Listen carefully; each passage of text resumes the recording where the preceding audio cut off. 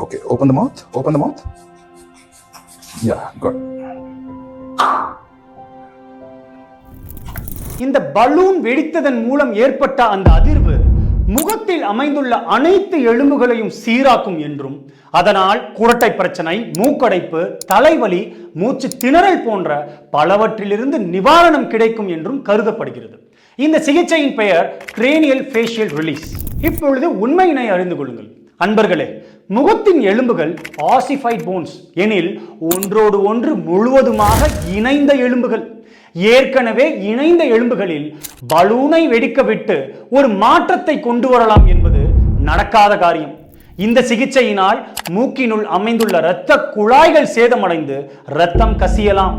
மூக்கினை காதுகளோடு இணைக்கும் இஸ்டுவாஷியன் குழாய்களில் சேதம் ஏற்பட்டு காது கேட்கும் செவி புலன் திறனும் குறைந்து விடலாம்.